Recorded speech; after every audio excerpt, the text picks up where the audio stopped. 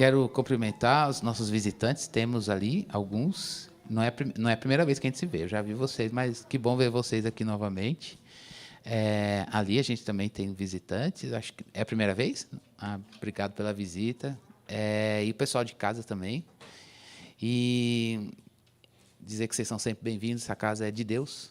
Família do Senhor, sintam-se em casa. Embora a gente não possa...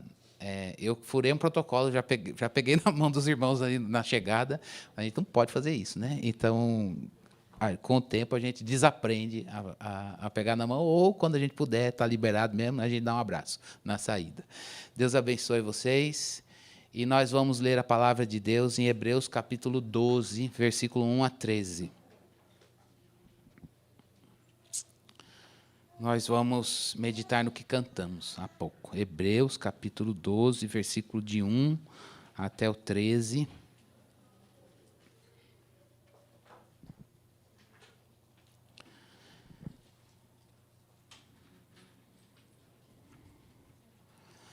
Diz assim a palavra de Deus: portanto, também nós, visto que temos a rodear-nos de tão grande nuvem de testemunhas, livremo-nos de todo o peso e do pecado que tão firmemente se apega a nós, e corramos com perseverança a carreira que nos está proposta, olhando firmemente para o autor e consumador da fé, Jesus, o qual, em troca da alegria que lhe estava proposta, suportou a cruz, sem se importar com a vergonha, e agora está sentado à direita do trono de Deus.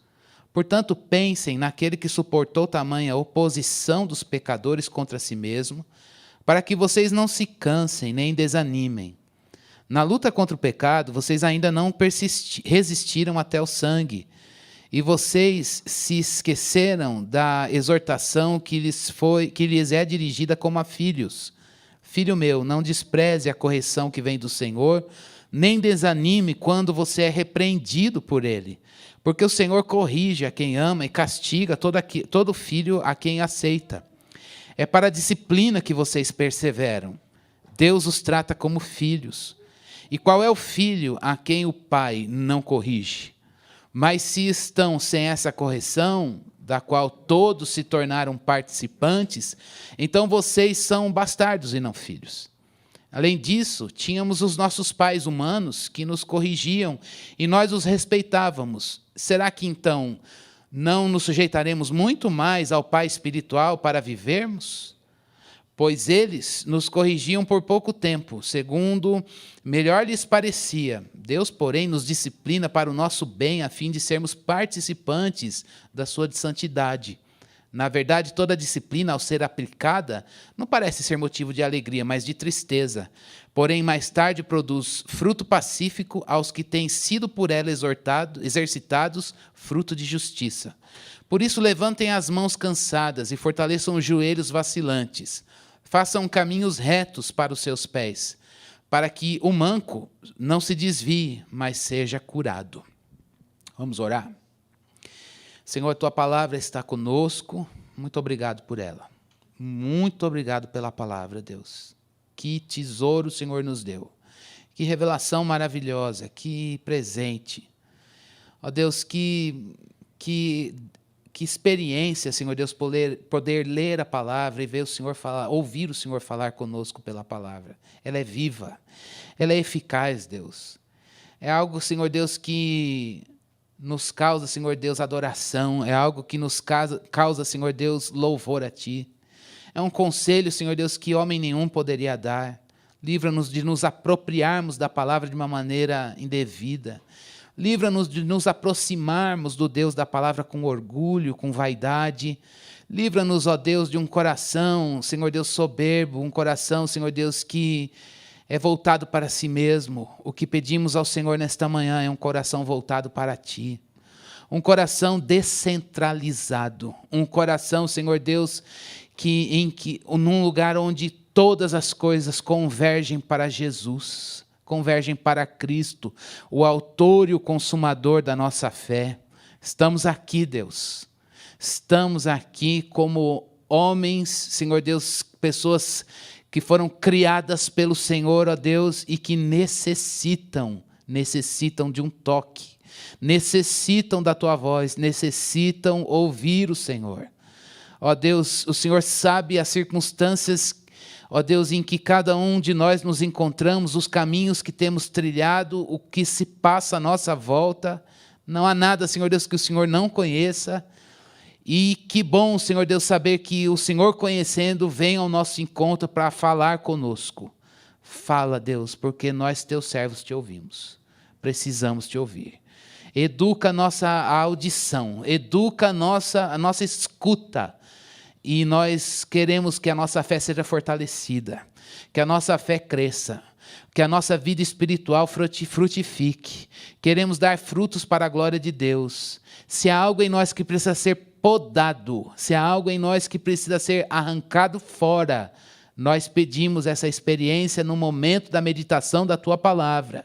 Que haja, Senhor Deus, confronto, que haja, Senhor Deus, humildade para responder ao confronto, que haja, Senhor Deus, edificação e fortalecimento. Se há alguém pensando em desistir, se há alguém, Senhor Deus, pensando no fim da linha, Senhor Deus, e sem forças para o amanhã, Senhor, que o Senhor vá de encontro a esses corações, Senhor Deus, que precisam olhar a vida, Senhor Deus, a partir de Jesus. E que haja nesta manhã, Senhor, no nosso meio, renovação da vida pelo Evangelho. É a nossa oração no nome de Jesus. Amém. Quantas vezes você já se sentiu sozinho na caminhada? É uma pergunta que é lógico que a gente já pode ter passado por isso. A chance de nós nos sentirmos sozinhos na caminhada é muito grande. Mas quantas vezes você já se sentiu assim, nessa solidão? Aquela situação que está registrada lá no Antigo Testamento, em 1 Reis, capítulo 19, versículo 10, é a experiência de Elias. Então, Deus, todo mundo desviou e só eu fiquei fiel. Quantas vezes você já passou por esse sentimento dessa solidão? Talvez na sua família. Ninguém mais crê como eu, difícil. Na minha casa eu sou, sei lá, se você mora com seus pais, e os seus pais, sua família não é cristã, e aí você diz, puxa, só eu creio.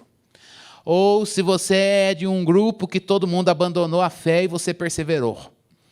Ou se lá no trabalho você está tentando levar Deus a sério, mas eu sou o único aqui. Ou se no casamento você fala, poxa, meu marido, ele não é tão crente como eu, ou está patinando na fé, e se eu não for fiel ao Senhor, parece que o casamento e o lar desmorona. Ou você é a mulher, ou o marido que talvez diga, poxa, a minha mulher, ela está vacilando na fé e parece que eu estou me sentindo sozinho. O que eu queria é alguém para dizer, eu também estou crendo. Talvez você esteja nesse momento dizendo, olha, eu sou o único que mantém a fé. Em casa, no casamento, na igreja, não. Minimamente nós estamos aqui firme e forte na fé no Senhor Jesus. Mas talvez em alguns ambientes ou experiências da sua vida você diga, eu me sinto como o único que tem mantido a fé. Eu queria que a gente pensasse um pouquinho nisso, antes da gente meditar nesse texto. Se nesses momentos, o seu coração e o meu, a gente não é tomado de um pouquinho de orgulho de achar que nós somos os únicos crentes na face da terra.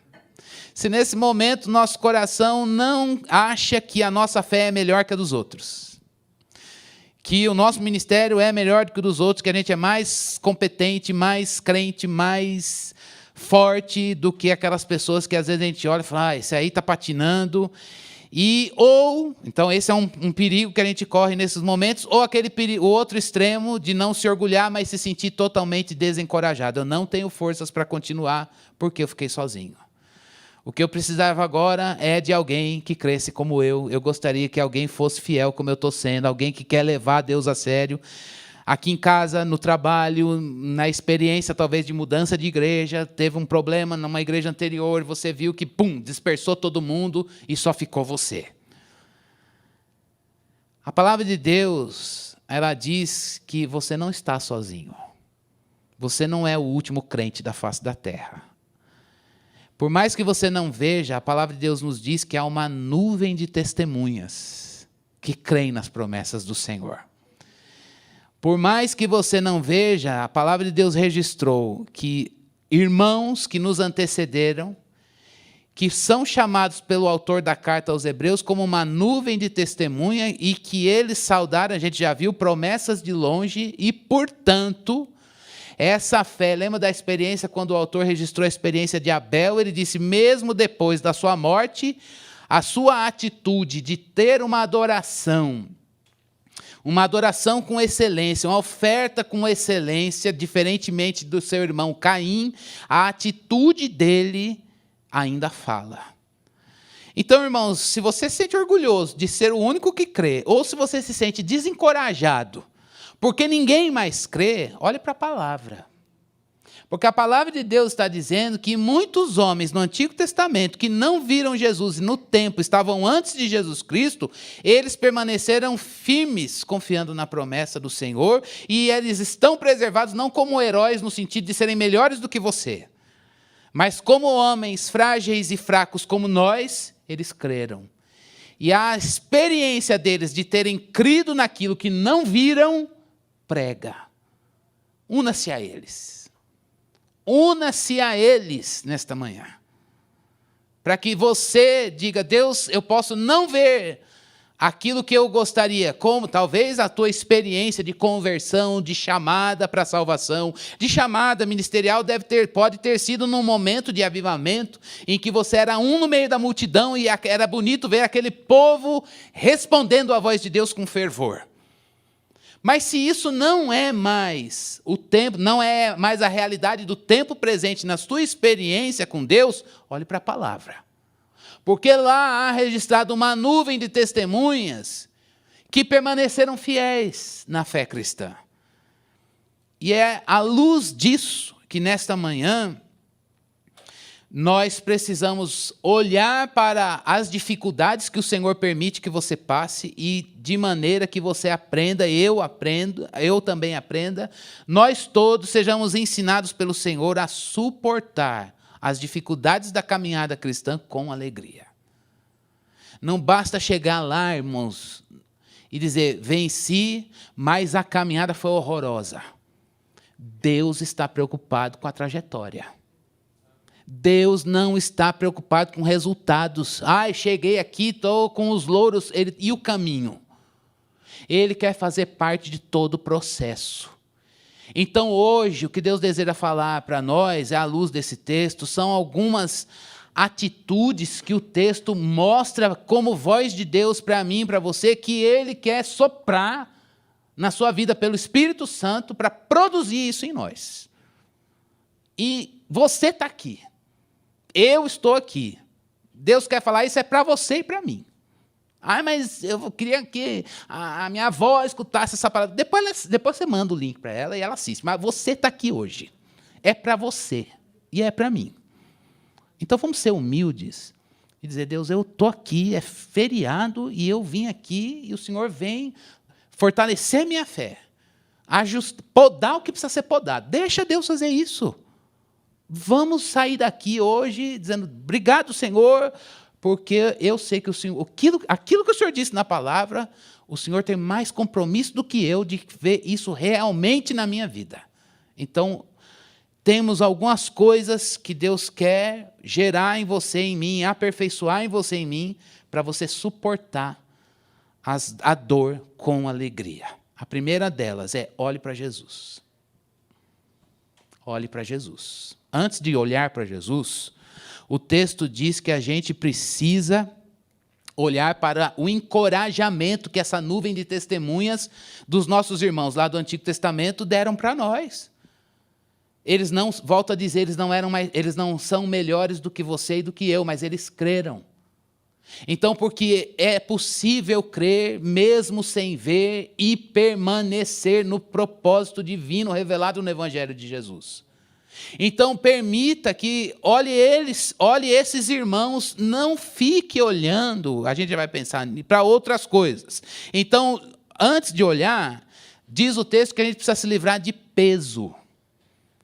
Para correr, trilhar a jornada com Jesus, a gente precisa deixar peso. Eu vou sumir e vou deixar Jesus falar diretamente em outra passagem para nós. Peso.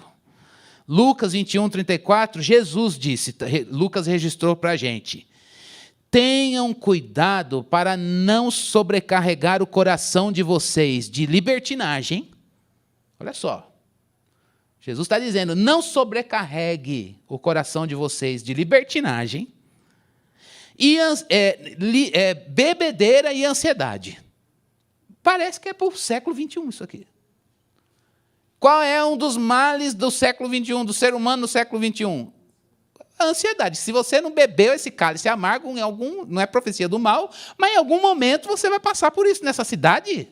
Não tem como, basta você pega o metrô na Sé, na hora do rush, antes da pandemia. Você tem a crise de ansiedade ali, não é verdade? Você precisa chegar às 19h30. 19 horas você está lá esperando na baldeação. Eu não vou chegar. E aí, se você para chegar, você faz o quê? Abriu, você é empurrado e fica lá. Não precisa nem segurar. A vida nessa cidade é uma vida de ansiedade. Jesus Cristo está dizendo, tenha cuidado para você não sobrecarregar o seu coração com libertinagem, que não é liberdade, é abuso da liberdade. É abuso da liberdade. Com ansiedade e bebedeira. Ansiedades da vida. E aí ele diz, e aquele dia venha sobre vocês inesperadamente. Agora eu vou sair de Jesus e vou para Paulo. Paulo diz o seguinte, mas agora abandonem todas essas coisas. Agora abandonem todas essas coisas. Ira, indignação, maldade, maledicência, linguagem indecente ao falar. E Pedro? Bom, já fomos de Jesus para Paulo, agora de Paulo para Pedro. Portanto, livrem-se de toda maldade, engano, hipocrisia, inveja e toda espécie de maledicência. A palavra fala por si, irmãos. O autor está dizendo, para correr a jornada da vida cristã, deixa o peso. Se Jesus Cristo disse que é para a gente não sobrecarregar o coração com peso, é porque essa é uma tarefa sua e minha. Peso, irmãos, são situações que antecedem o pecado. São aquelas situações em que não tem problema. São aquelas situações em que a gente olha assim, não é problema, mas para você pode ser problema. São aquelas situações em que a gente tem a liberdade de fazer e de não fazer, mas porque às vezes a gente não é sábio, aquela liberdade vira libertinagem. E aí, o próximo passo qual é? Pequei. E não dá para andar na vida cristã, na verdade é correr. Ele está usando uma metáfora da corrida, e ele está dizendo, não dá para correr com peso. Você precisa tomar cuidado para não sobrecarregar o teu coração. Eu quero pedir que o Espírito de Deus trabalhe isso no meu contexto e no seu contexto. O que é peso para você? O que é peso para mim? Vamos parar de olhar a nossa vida com base nos outros. Tem coisas, já disse e gosto de repetir, os outros podem, mas eu não devo. Por que você não deve, Cristiano? Porque eu sou fraco. Não é para mim. Porque eu conheço as minhas limitações. Porque eu sei que, embora isso não seja pecado, mas para mim é um peso muito grande e vai me impedir de correr livremente na jornada até a glória. E como eu amo Jesus e quero servi-lo, eu preciso deixar esse peso de lado. Eu vou perguntar objetivamente, que pesos da jornada você precisa jogar aos pés da cruz hoje? E dizer, Deus, eu quero jogar, eu não quero essa sobrecarga. Ela não é para mim. E se o Senhor não me deu, eu não quero pegar. Teu coração está sobrecarregado do quê? Jesus te chama, me chama nesta manhã, para que neste momento a gente jogue aos pés dele. Eu não quero essa sobrecarga.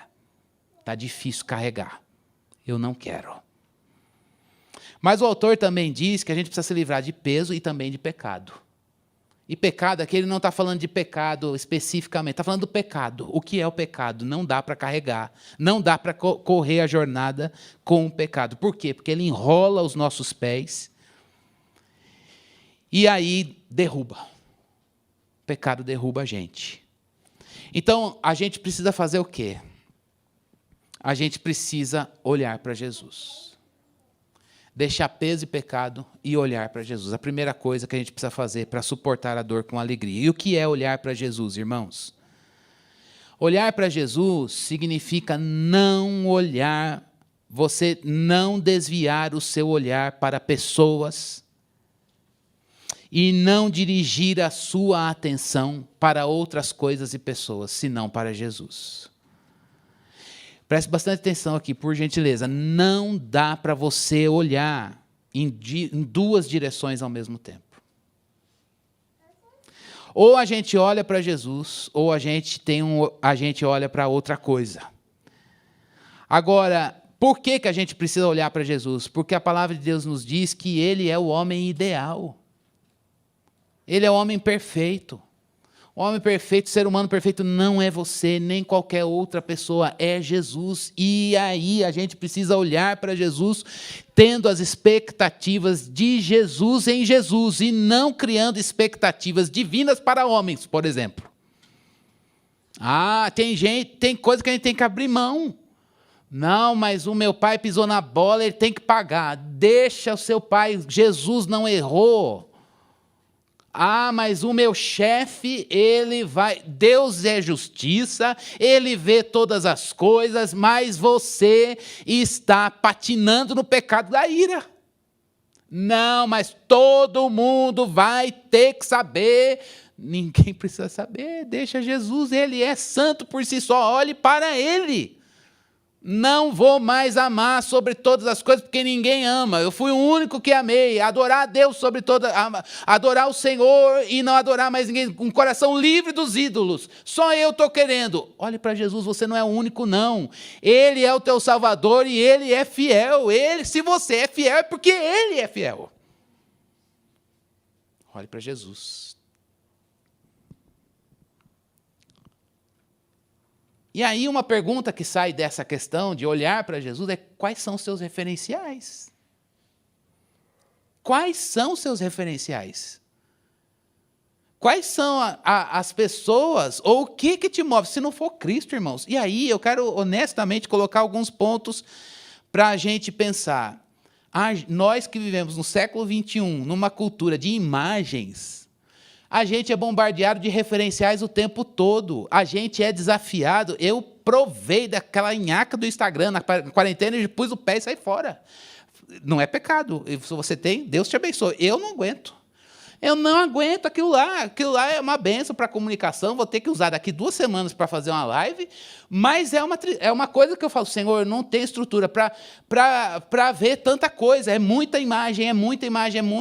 E aí a gente é bombardeado logo cedo. Aí, de repente, ele vai te avisando. Não sei se eu tenho como desligar aquilo. Ele vai te avisando que tem mais uma outra coisa, tem uma outra coisa. Alguém está fazendo isso, está fazendo aquilo.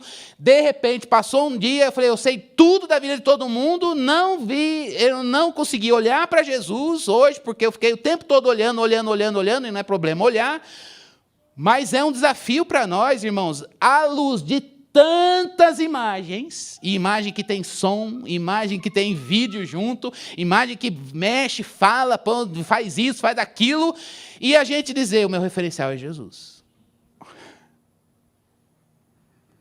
Mas a palavra está dizendo: não corra a vida cristã com outras referências. Então, eu gostaria que você pensasse aí para você mesmo: quais são os seus referenciais? E aí, eu estava assistindo um podcast esses dias, que não sei quem era lá, um cara que é bom de análise de cultura no século XXI, ele falou assim: você quer saber o que domina nas suas redes sociais? Clica na lupinha. Porque lá mostra os teus... Como é algoritmo? Não sei qual que é o algoritmo, isso, sei lá a palavra. E lá ele denuncia o que está reinando, porque vai mostrar as tuas buscas. Aí eu falei: é assim? O negócio é profético? Então você pum lá e Deus revela? Ele falou: era mais ou menos isso. Ainda bem que eu já desinstalei. Eu falei: eu nem quero saber o que a minha lupinha vai mostrar sobre mim. Mas, irmãos, quais são os seus referenciais? Quais são as imagens que levam você a agir? Como o seu olhar para o meu olhar, o nosso olhar para o mundo, no mundo virtual, tem revelado as suas referências? A Bíblia diz que só pode ser uma: Jesus. Paulo disse: por esta causa eu me coloco de joelhos diante do Pai. E aí eu gostaria de fazer essa pergunta, como eu amo sempre ela volta aqui. Quais são as causas que te colocam de joelhos diante do Pai? Não é aquilo que a gente faz no momento da oração. Colocar-se de joelhos é aquilo que toma o nosso coração no momento da alegria e do desespero. O que te faz servir a Deus? É Jesus? O que faz a gente estar aqui nesta manhã? O que faz a gente querer se engajar num ministério na igreja? Ou acertar algum desafio lá na carreira, no trabalho? É Jesus? Eu não estou dizendo que não seja. Eu só estou dizendo que a gente precisa olhar honestamente para dentro de nós com esta palavra, porque ela é palavra de Deus. Senão, a chance de você se ver como Elias, só eu fiquei, e o orgulho reinar é muito grande. Ou, no outro extremo, você dizer, estou totalmente desanimado. Por quê? Porque só eu creio. Não. Há uma nuvem de testemunhas. Você pensa na vergonha da cruz e se apega à alegria proposta? Há momentos na vida cristã em que você vai passar pela vergonha da cruz, como Jesus passou. Há momentos na vida cristã em que você vai lidar com situações de adversidade, como Cristo passou, e você vai dizer, meu Deus, eu estou passando pela vergonha da cruz. O que é a vergonha da cruz, irmãos? É quando lá no seu trabalho todo mundo diz, vamos fazer um combinado da corrupção, e você diz, não, eu não posso. É aquele momento quando os teus amigos, vamos propor, você está numa viagem de trabalho, ou dos estudos, ou seja do que for, e a galera, hoje é sábado à noite, vamos para o fervo. E você diz, eu posso ir, mas eu tenho limites. Eu posso ir para comer a pizza, eu posso ter vida social, eu posso sentar, eu posso provar da alegria de uma boa comida, companhia dos meus amigos, mas quando aquilo virar libertinagem, eu sei que o Evangelho vai dizer, não vai fazer bem para você. Há momentos em que o Evangelho vai chegar para você e dizer, você tem que dizer não. Mas esse não social, em alguns momentos, a gente vai dizer, meu Deus, eu vou provar a alegria das pessoas e a ausência de Deus, ou eu vou gozar a alegria de Cristo, a presença dele, e ter que dizer um não para algumas situações. Há momentos em que você vai lidar, e eu vou lidar como Cristo lidou com o desprezo dos homens, o julgamento dos homens, com a acusação dos homens. E é nesse momento que a gente precisa pensar, Deus, eu vou pensar na vergonha da cruz, como Jesus Cristo suportou tudo aquilo. Ele tinha em mente a alegria da eternidade, de nos ver lavados e remidos no seu sangue. Ele tinha diante dele a alegria proposta, e por isso suportou a vergonha. Irmão, se você não tiver diante dos seus olhos a alegria proposta, você não vai suportar a vergonha. A gente não diz não em situações como essas que eu pude colocar, e tantas outras que você pode colocar no seu contexto aí, porque você tem só um caráter forte. A gente diz isso fraco, mas porque a gente diz, Deus está diante de mim, a alegria proposta. Olhe para Jesus.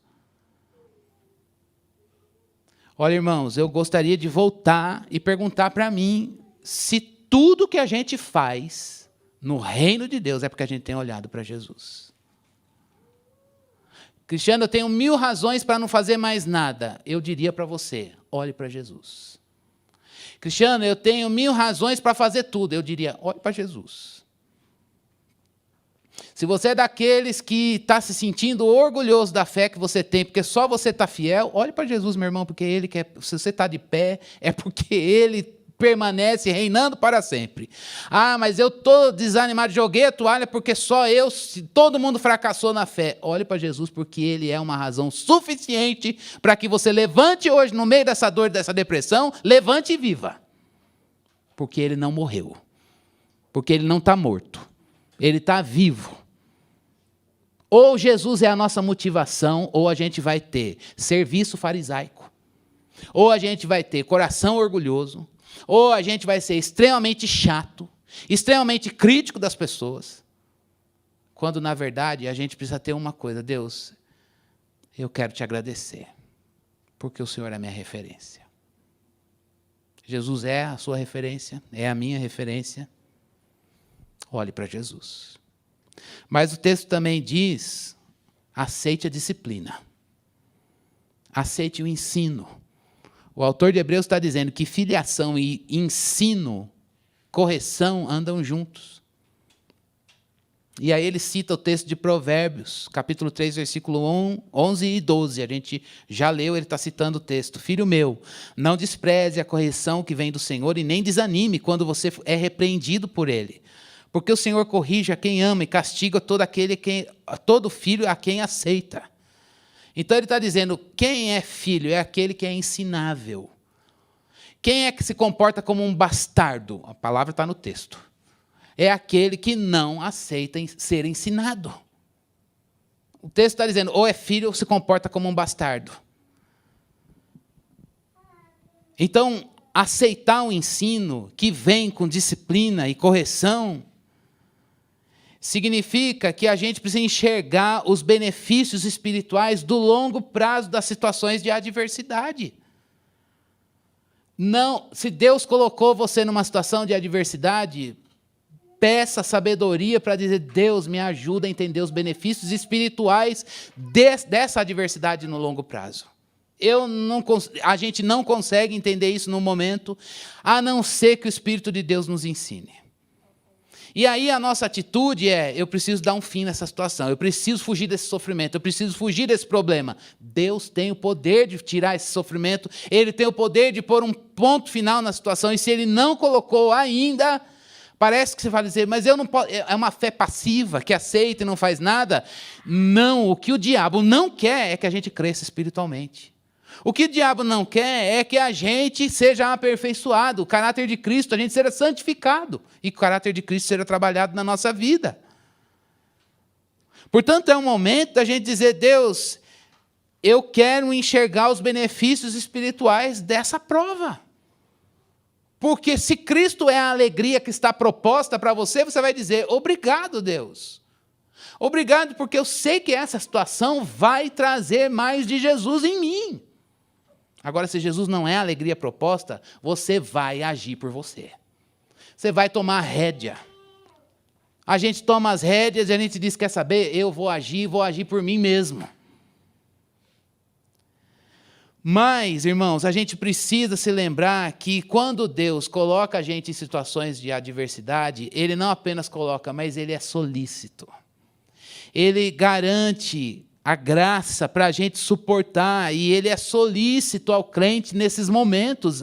Não é a prova pela prova, é a prova pela presença de Deus, pela experiência com Deus, por provar mais o céu. Quantos de nós passamos por provas e ao final a gente diz, Deus, as bênçãos espirituais que eu tive por essa prova se sobrepõem a todo o sofrimento que eu passei. No final, você não tem esse testemunho para falar de alguma prova que você passou na vida e diz, valeu, Deus, eu cresci, Jesus ganhou meu coração, eu te ouvi, vi teu poder, conheci mais do Senhor, entendi mais.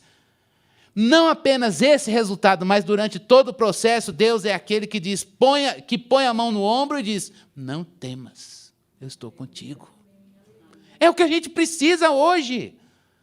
É parar de dar tiro para tudo quanto é lado, de tomar, eu vou tentar isso, vou fazer aquilo, Deus não faz nada, o tempo passou para mim. Não passou. Não passou. Deus não perdeu o controle de nada. Você não precisa agir, você não precisa tomar o lugar de Deus, não. Sossega, lembra do mestre, o mar se revolta, as ondas nos dão pavor e vem Jesus, aquele refrão de um hino antigo, sossegai, fica sossegado. O que você precisa hoje é, Deus, põe tua mão no meu ombro e só fala para mim, eu estou com você. É disso que a gente precisa, irmãos.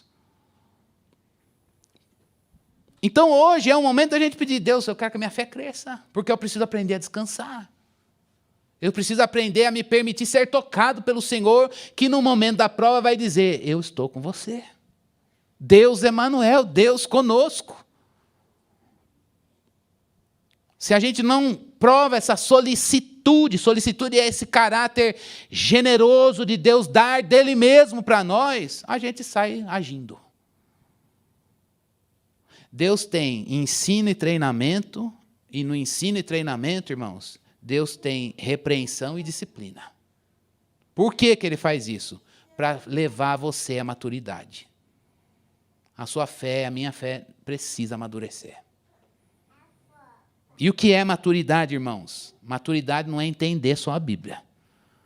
Maturidade não é só saber explicar a palavra. Maturidade é a gente se manter nos trilhos da vida eterna. Manter-se nos trilhos da vida eterna. Para isso a gente precisa do conhecimento. Mas não é conhecimento pelo conhecimento. A gente precisa se manter nos trilhos da vida eterna. Olhe para Jesus. Aceite o ensino e a disciplina. Terceiro lugar, tudo isso é para nós. Como disse a Maria no louvor no início hoje. Estou falando coisas para mim mesmo. Enfrente as dificuldades. O autor está dizendo, enfrente as dificuldades. A palavra de Deus disse, está registrado no texto.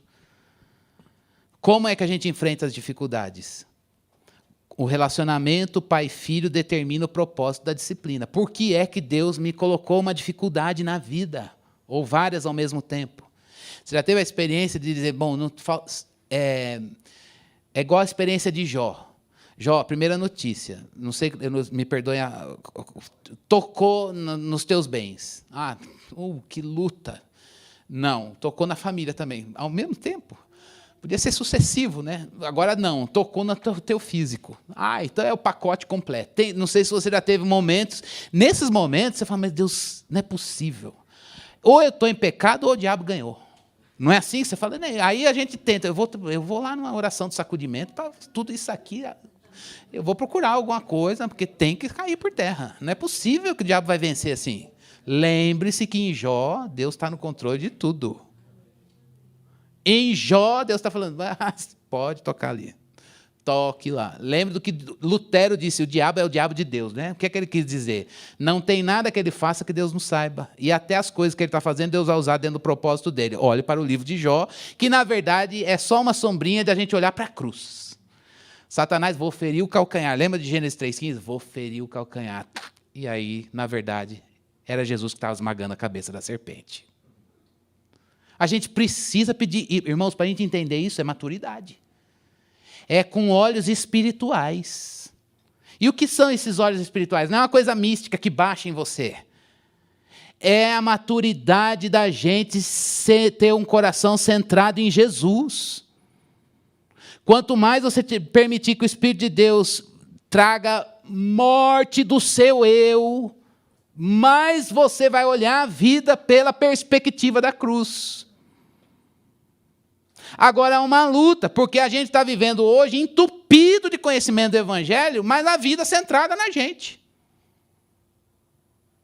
E não é para isso que nós estamos aqui. Nós estamos aqui, irmãos, para enfrentar as dificuldades e entendendo que nós estamos passando por um momento de ensino e disciplina e correção. E o pai, isso é um recado para os pais, um pai que negligencia o ensino e correção do seu filho, ele é um pai deficiente. Por um lado, um filho que escapa do ensino do seu pai está perdendo filiação. Então, toda vez que Deus chega para mim dizendo, Cristiano, você precisa passar por essa prova, porque eu vou formar meu filho Jesus em você, e eu luto para escapar dessa situação, eu estou dizendo, eu não quero ver teu filho na minha vida. É muito sério. Então, hoje não é o momento... o Senhor colocou essa luta, então eu preciso aceitar. A sua luta é o quê? É o tempo que passou para você? Você acha que passou o tempo, já está fora do tempo? Pois aceita essa luta.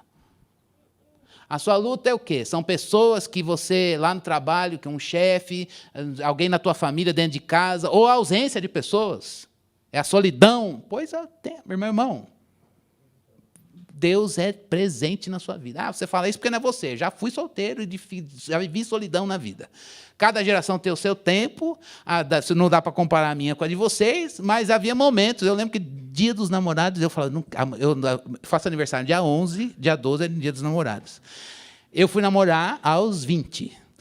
Tudo bem que cada geração tem o seu time, mas eu lembro que dia dos namorados, eu falei, não vou sair na rua, não quero olhar loja no shopping, não quero ver propaganda, não quero ligar TV, não quero saber de nada. Não tenho uma pessoa para comprar um presente e sei que vou ganhar do meu aniversário no dia 11, mas o desafio para nesses momentos, irmãos, é a gente dizer, Deus, me ajuda a passar a minha vida de solidão na solteirice, tendo alegria plena em Jesus. E depois, já disse isso para vocês, todos os meus amigos, todos casamos na mesma época, todo mundo tendo filho. Eu e a Mariu, fora do tempo. Comigo sempre foi tudo fora do tempo. Fora do tempo. Tanto é que hoje, os meus filhos estão nessa idade, mas os meus amigos já estão com filho adolescente. Por quê? Porque Deus deu tudo para eles 7, 10 anos antes e eu 6, 7 anos depois. É difícil? Horroroso. Mas o legado de santidade, de Deus destruir orgulho, Deus destruir coração soberbo, é maravilhoso. É maravilhoso e Deus não poderia me dar para os meus filhos um pai. O problema era eu, a Maria é santa. Mas um pai minimamente mais humilde. Irmãos, Deus não errou. Não perdeu o controle de nada. Ele sabe todas as coisas da sua vida e da minha. E Ele coloca dificuldades para você. Por que Ele faz isso? Porque Ele é Pai. E tem coisas na sua vida que Ele que tem que corrigir. E Ele vai corrigir. Que bom! Que bom! Não tenha medo. Olha, admita, está certo, Deus. Está certo. Tem coisas no meu caráter que precisam ser arrancadas. É essa pergunta, é essa fala que a gente tem que chegar diante de Deus hoje. Entendi. Chega de fugir. Eu quero ser filho e filho aceita.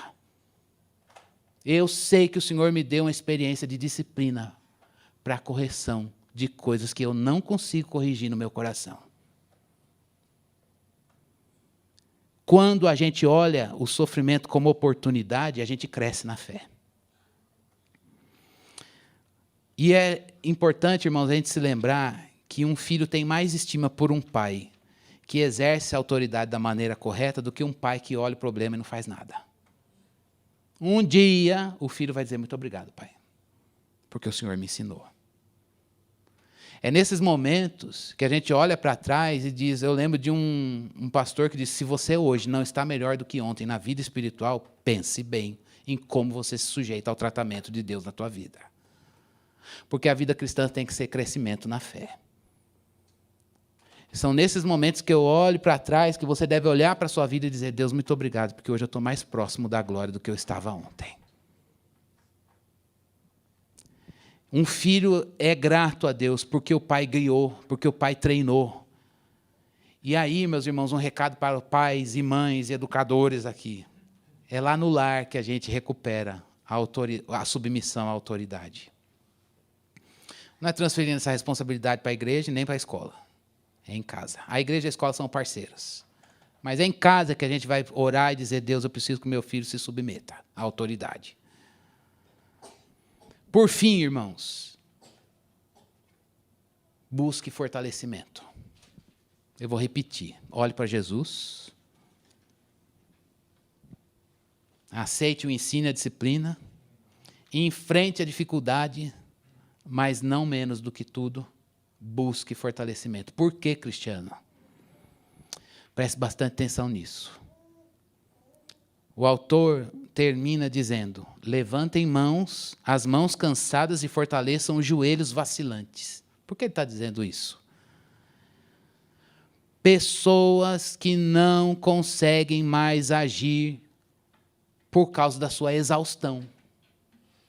Talvez seja isso que te defina hoje. Nessa área, pastor, eu estou exausto. Não tenho mais. Não tenho mais força. Eu joguei a toalha, eu estou aqui, zumbizão na igreja. Se você chegou à exaustão e chegou no limite, busque o Senhor.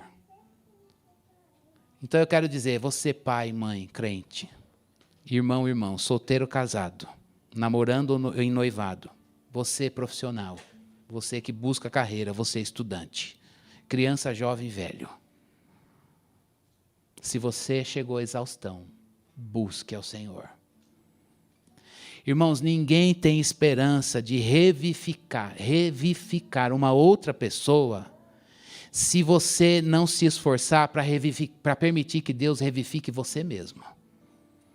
Se você é pai, está preocupado com os seus filhos, cuide de você. Paulo disse para Timóteo, Timóteo, cuida de você e da doutrina. Se você cuidar de você, você salva aqueles que te ouvem. Então, o que é que você pode fazer? Eu quero cuidar do meu filho, da minha mãe, eu quero cuidar dos meus amigos, Deus sabe, Deus tem o maior interesse de te usar. Mas se você não for humilde para olhar as fraquezas e necessidades, a sua exaustão, você está dizendo, Deus, eu não quero ser usado por ti. Então, leve a sério isso de buscar Deus por você. Em primeiro lugar, esteja aqui na igreja, Deus, eu quero o Senhor na minha vida. Eu vim aqui porque eu preciso do Senhor. Eu vim aqui hoje porque eu preciso ser cheio de Jesus, porque eu sou necessitado, eu sou pobre.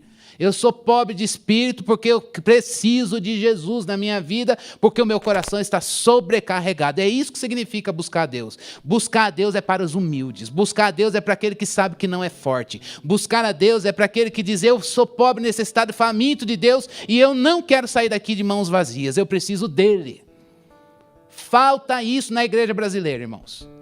Falta gente que queira buscar a Deus por ele. Deus, eu vim aqui porque eu preciso, eu quero ser usado para abençoar outras pessoas, em casa, na igreja, na família, eu quero, mas não sem antes que o Senhor trabalhe na minha vida. Então, ninguém tem esperança de revivificar outras pessoas, se não se esforçar para revivificar a si mesmo. O que está fraco deve se concentrar na sua cura, e não na distorção. Então hoje, desligue dos outros, desligue das coisas e busque Jesus por você, para você. Como está o seu coração?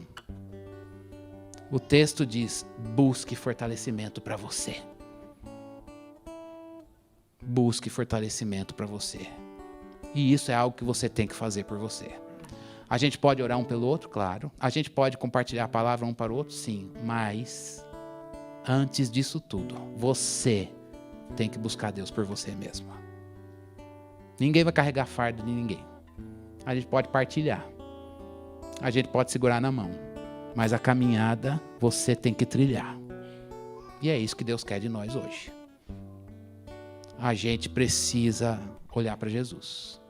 Não dá para correr olhando para as pessoas, irmãos. E nem para você mesmo. Não dá para você fugir do ensino e da disciplina. A gente está dizendo, eu não quero filho. Também não quero ser filho, não quero ser pai.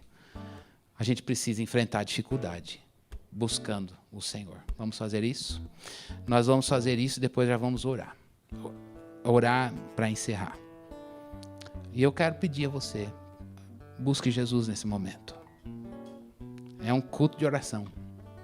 Busque Jesus. Fale com Jesus. Qual é a sobrecarga do teu coração? O que é que a gente precisa deixar aos pés do Senhor? Deixa essa sobrecarga, não vai para casa com ela. Deixa essa sobrecarga, vamos entregar. Às vezes você está carregando pessoas, deixa essas pessoas. Às vezes você está aqui carregando coisas do passado que você precisa. Não, eu quero olhar para Jesus, quero olhar a alegria que está proposta. Talvez você esteja aqui olhando para a dor da cruz e não. Irmãos, esse momento de oração, ele é sério. É um momento em que a gente precisa fazer valer a palavra. A gente precisa orar sobre a palavra. Então, que os joelhos do nosso coração se dobrem diante do Senhor nessa manhã. E Ele nos visite. Senhor, nós agradecemos a Ti pela palavra. E nesse momento de oração, Senhor Deus, nós estamos aqui, pedindo ao Senhor que o Teu poder se manifeste na nossa vida e no nosso meio. Pedindo ao Senhor, ó Deus, que o Senhor, ó Deus, nos visite. Se o nosso coração está com sobrecarga e isso divide o nosso olhar, Senhor Deus, conserta o nosso coração. Se o nosso coração, Senhor Deus, ele está, ó Deus, orgulhoso, Senhor Deus, pelos seus próprios feitos, pela capacidade, ou por aquilo, Senhor Deus, pela manutenção da fé e fidelidade, humilha nosso coração nessa manhã.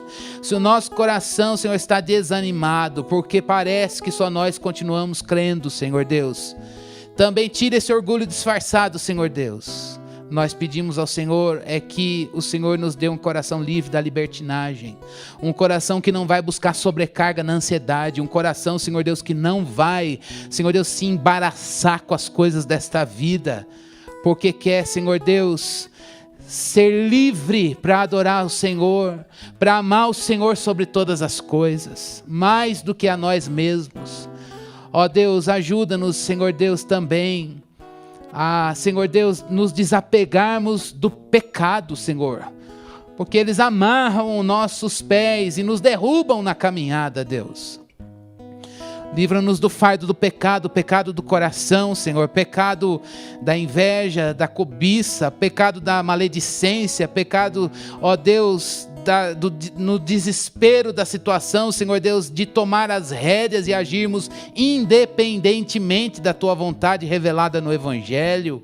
Senhor Deus, dá-nos um coração, Senhor Deus, manso, humilde, Senhor Deus, um coração, ó Deus, que Senhor Deus, que descansa no Senhor e que recebe paz da justiça que vem da fé.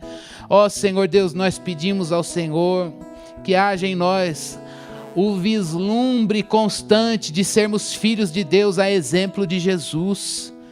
Eu peço ao Senhor, ó Deus, que o Senhor nos abençoe, que o Senhor nos guarde, Senhor Deus, para que nós busquemos fortalecimento no Senhor. Nos livra de buscar, Senhor Deus, coisas, Senhor Deus, que não fortalecem a fé.